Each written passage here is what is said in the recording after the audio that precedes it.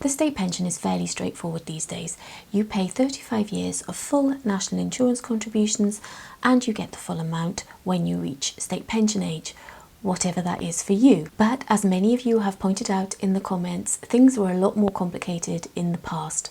Prior to 2016, there was a two-tier system, and this causes a lot of confusion. So in this video, I am going to go through all kinds of strange acronyms like COPE and SERP to help you work out why you are getting the amount of state pension you are getting if you are past retirement age, and also to help you work out what you might get when you get to that age. Welcome back to all regular viewers and subscribers.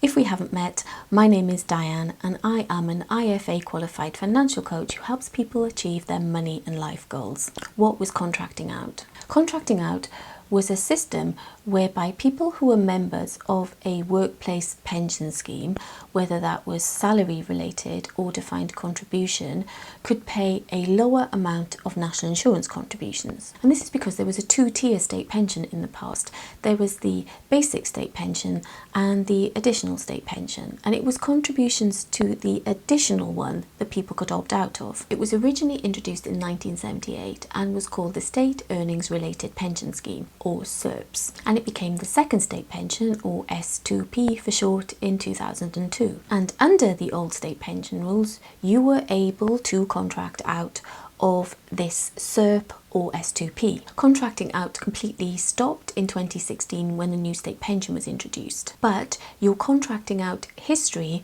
will still impact how much state pension you will get. Before the rules changed and you were able to contract out, in exchange for a lower rate of national insurance contributions, you gave up part or all of the additional state pension, and in place you received extra pension from your employer. That was the idea, at least, that overall you would not be worse off. Until 1998, you could only contract out if you had a defined benefit workplace pension scheme. But after that year, you could also choose to contract out if your workplace pension was defined contribution. By 1992, more than 5 million people had left SERPs for a personal pension. And here's what you need to know if that included you, if you were contracted out of a defined benefit scheme. Now, as I said, if you were contracted out of a defined benefit scheme, you and your employer paid a lower amount of national insurance contributions. And this reflects the fact that neither of you contributed to the additional state pension. In its place, you were promised a certain amount to make up for the loss of the additional state pension in your defined benefit scheme. If you were contracted out of a defined contribution scheme, from April 1998 to April 2012, employees were also allowed to contract out if they had a defined contribution workplace pension scheme. In this case, the worker paid the full amount of national insurance contributions, so the basic and the additional rate, but part of this was rebated back into their workplace DC pension scheme. And this amount was known as your NI, your national insurance rebate. And the tax relief was added to this rebate, and the total amount invested into your defined contribution fund that was invested to grow for your future retirement. What were protected rights? In 2012, when contracting out was abolished for defined contribution schemes, members of these schemes' protected rights were converted into ordinary benefits. And basically, these protected rights were the benefits that your DC scheme had to provide for you. These protected rights were made up of the amounts that your employer saved as a result of paying lower national insurance for you, and on top of that, the rebates from HMRC. And these schemes that were contracted out, these defined contribution schemes, had to comply with a number of statutory regulations, such as these protected rights had to remain separately identifiable. So, in other words, could not be absorbed up into your total defined contribution pot that built up afterwards. Annuities derived from the protected rights had to pay a spouse's pension, where the member was married or in a civil partnership, and had to include a pension for your spouse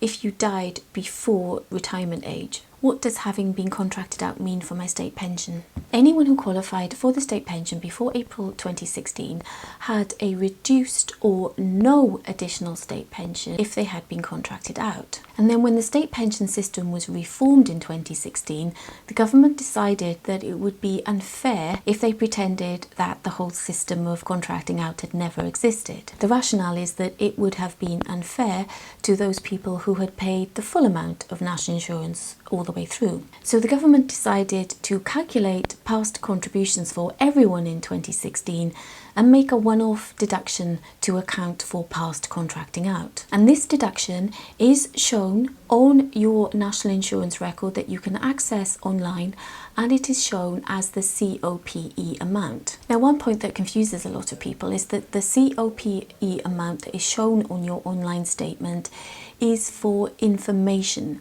There's no calculation whatsoever that you need to do. All the maths, all the deductions has already been calculated for you. The amount of state pension that you will eventually get or are receiving is shown at the top of your statement. And for anyone that continued working past 2016, the years that you work after that date are adding contributions to your state pension at 1/35th per year. So in other words, if you were contracted out prior to 2016, any years that you work after that date that you are making full national insurance contributions are slowly wiping out any impact of contracting out. And with every passing year, more and more people will eventually get full state pension, irrespective of whether or not they were contracted out. Will I receive this exact COPE amount? The COP calculation on your state pension statement and the resulting reduction to your state pension assumes that you get that amount elsewhere. But here's the catch that many of you are aware of.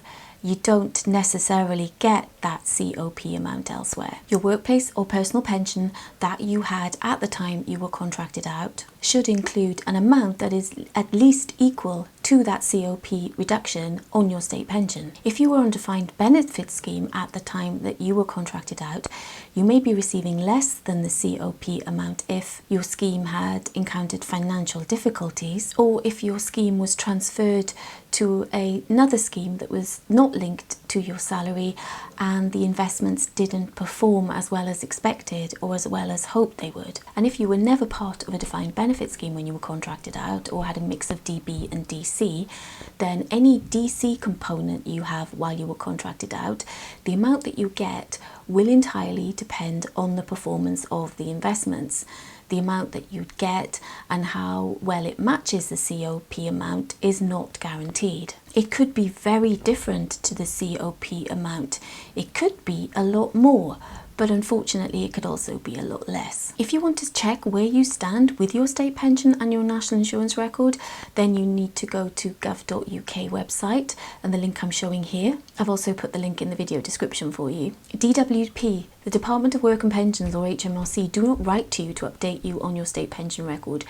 You have to be proactive and check it yourself, and particularly to get on top of any gaps that you might have in your record, in your contributions, to make sure that you do get the full amount. Go ahead and check right now if you haven't checked your record for a while. Thank you so much for watching. Do let me know if you have been impacted by contracting out.